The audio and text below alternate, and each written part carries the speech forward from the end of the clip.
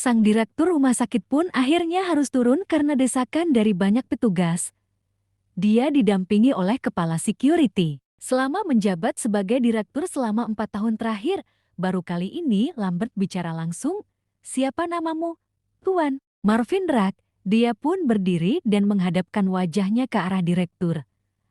Anda harus bertanggung jawab atas nyawa yang hilang itu, sentak Marvin to the point. Lambert terbelalak. Marvin Rack, sahutnya tak percaya. Kami tidak tahu bahwa Budia merupakan keluarga Anda, Tuan Rack. Karena merupakan orang besar, Lambert tahu kabar soal Marvin di berita berbagai media. Nama Marvin Rack cukup harum akhir-akhir ini, namun bagi sebagian orang saja, dia bukan keluarga dan kerabat saya. Tuan, lagi pula, apa hubungannya jika bahkan saya suaminya dia? Apa lantas pihak rumah sakit akan segera mengembalikan nyawa anak itu? Marvin menggertakkan gerahamnya saking emosinya. Lambert yang tidak begitu paham semua alurnya, melimpahkan semua masalah ini kepada Dr. Arsyafin. Dokter senior lebih paham. Saya hanya ingin bicara sama Anda. Saya ingin bertanya, apa sikap yang akan Anda ambil saat ini? Lambert menjawab tegas. Tentu peristiwa ini menjadi pelajaran berharga bagi kami. Marvin langsung menyergah.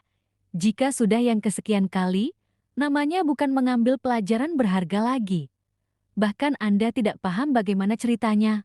Pemimpin macam apa Anda? Semua orang di sekitar ruang tunggu pun tercengang. Percakapan Marvin dan Lambert menyita perhatian publik.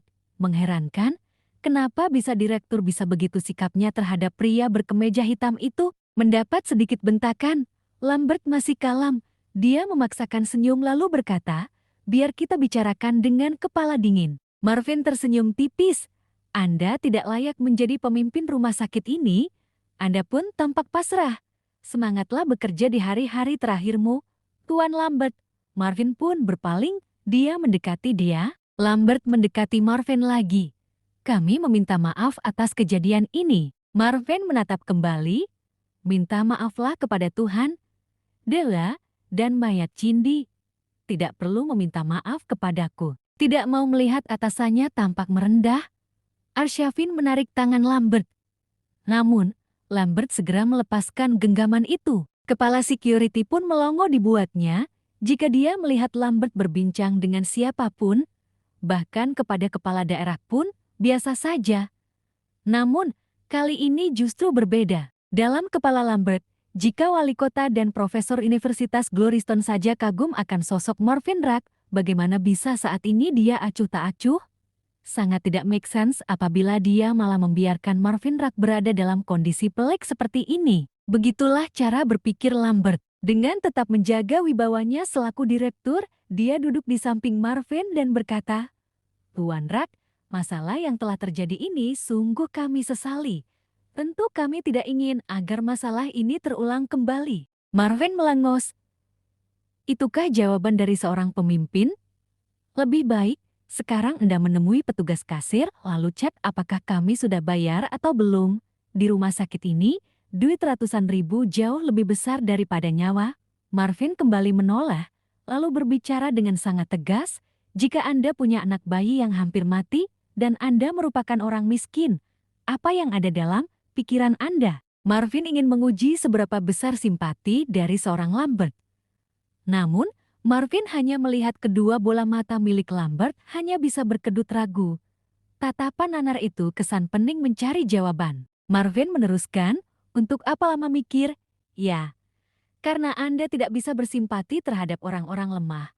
Anak itu mati atau hidup, gaji Anda tidak akan berpengaruh. Dan jika omongan Anda adalah kami menjalankan aturan, berarti aturan itu salah, aturan yang ada tidak punya etika dan rasa kemanusiaan. Sekarang, jika semua uang dari keuntungan rumah sakit ini dikumpulkan hanya untuk mengembalikan satu nyawa, apakah bisa? Lambert mengerah seperti batu. Bibirnya keluh dan wajahnya sedingin es. Entah bagaimana caranya, dia berpura-pura bodoh, atau entahlah. Arsyafin menengahi. Tuan Marvin, kami tidak begitu mengenal siapa Anda. Namun yang pasti bisakah Anda menghormat atasan kami? Mendengar itu, Marvin berdiri dan menunjuk wajah Arsyafin lalu berkata tegas, kalian butuh penghormatan, sementara gaji kalian dari uang kami. Bagaimana cara kalian menggunakan logika? Jika kalian ingin dihormati, belajarlah untuk menghormati siapapun. Seharusnya kalian menghormati orang miskin. Seharusnya kalian menghormati orang yang hampir mati. Arsyafin meresponsnya dengan menarik napas dalam-dalam lalu menghembuskannya dengan pendek. Dia tidak berani menatap Marvin terlalu lama. Sama seperti mindset atasannya, jika direktur saja segan terhadap Marvin, bagaimana mungkin dia akan berani membentak-bentak Marvin? Begitu pula dengan kepala security, dan begitu juga dengan para pekerja yang lain, tidak ada yang berani bersuara. Marvin tersandar putus asa. Apa yang tadi dirisaukannya benar-benar terjadi. Seharusnya dia sudah dioperasi 20 hari yang lalu, gerutunya dengan emosi yang belum juga reda. Tuan Lambert, Anda adalah orang yang paling bertanggung jawab atas masalah ini. Saya pastikan Anda tidak bakal lama bekerja di sini. Nikmatilah hari-hari terakhir Anda. Omongan Marvin bukan isapan jempol belaka. Nanti, ketika dia sudah sukses, Lambert benar-benar dicopot dari jabatannya, Marvin nantinya punya network yang jauh lebih luas. Lambert dengan begitu mudah ditendangnya. Ketika suasana duka dan amarah itu reda, pada saat masuk di penghujung senja, Marvin Rack turut mengubur jenazah bayi tidak berdosa itu. Meskipun Marvin Rack belum mempunyai anak, dia merasakan sendiri bagaimana rasanya jika dia punya anak, lantas menyaksikan anaknya meninggal lantaran kurangnya atis dalam teknis.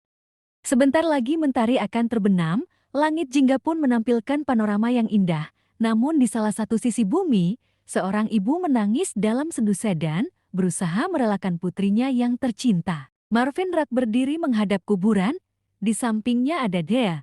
Marvin meliriknya diam-diam. Semoga tangismu menambah kesejukan baginya. Tetaplah merindukannya, karena dia pasti sangat merindukanmu. Dea tidak bisa menahan harunya. Tangisnya kembali pecah. Lalu, dia bersimpuh menghadap kuburan putrinya. Lagi-lagi, dia terperangkap dalam takdir yang tidak begitu menguntungkan. Satu hari ini menjadi hari yang cukup panjang bagi Marvin Rack. Di antara banyak cerita, kehadiran Dea di satu harinya sulit untuk dilupakan. Peduli, bukan berarti menaruh sayang. Sebelum pulang ke rumah, Marvin Rack mengajak Dea makan malam di sebuah restoran untuk menghiburnya. Bukankah menghibur orang yang sedang bersedih merupakan perbuatan yang baik? Marvin Rack menatapnya sangat lekat. Aku beri kau uang $50.000 untuk biaya hidupmu, mungkin selama 1 atau 2 bulan. Setelah itu akan ada pria yang bakal menafkahimu. Tidak lama kemudian seorang pria duda berumur 30-an mendekati mereka dan berkata, "Selamat malam, Tuan Marvin. Maaf agak telat." "Tidak apa-apa, Louis. Kenalkan. Itu dia." Marvin kemudian bilang pada pekerja rek elektra itu agar nantinya menjadi suami dia yang bertanggung jawab.